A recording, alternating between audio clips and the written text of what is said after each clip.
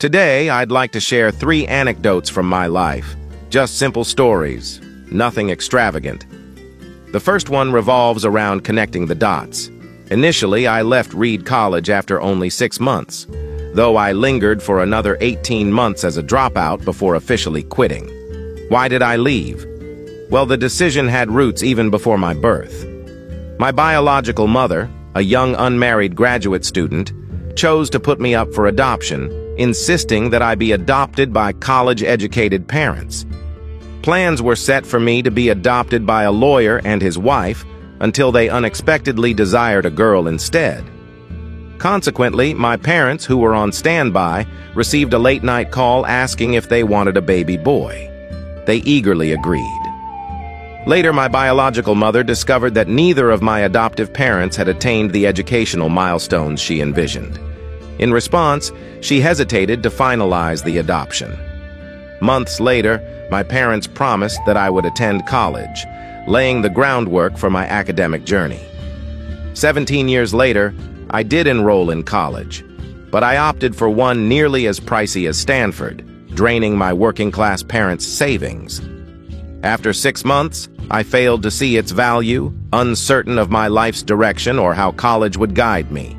Realizing I was consuming my parents' lifelong savings, I took a leap and dropped out, trusting that things would eventually align. It was a daunting choice, yet in hindsight, one of my finest.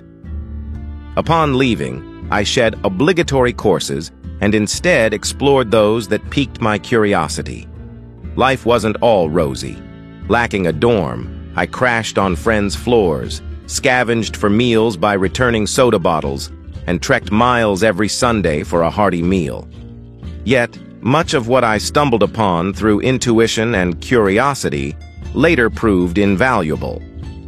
Take, for instance, the calligraphy class I randomly took at Reed College. Though seemingly impractical at the time, it imbued me with an appreciation for typography's aesthetics and subtleties. A decade later, this knowledge resurfaced when designing the first Macintosh computer, which boasted beautiful typography, a feature absent in other personal computers. Had I not ventured into that calligraphy class, the Mac might never have offered such refined typography, altering the course of personal computing. Connecting these dots seemed impossible at the time, yet crystal clear in retrospect. Trusting that the dots will eventually link up in your journey is key, allowing you to pursue your passions, even if they diverge from the conventional path. This trust can make all the difference. My second tale delves into love and loss. I was fortunate to discover my passion early, founding Apple in my parents' garage at 20. Over a decade, Apple burgeoned from a garage startup into a $2 billion empire with thousands of employees. We recently unveiled our masterpiece, the Macintosh, and I had just turned 30. Then I was ousted. How could one be fired from a company they birthed? As Apple expanded, we brought in a talented leader to share the helm. Initially, all seemed well, but diverging visions led to discord, culminating in my departure. At 30, I found myself ousted, a public spectacle. Losing what had defined my adult life was shattering. I grappled with feeling like I'd failed the entrepreneurial torchbearer, considering fleeing the valley. Yet, amidst the turmoil, my love for what I did remained steadfast.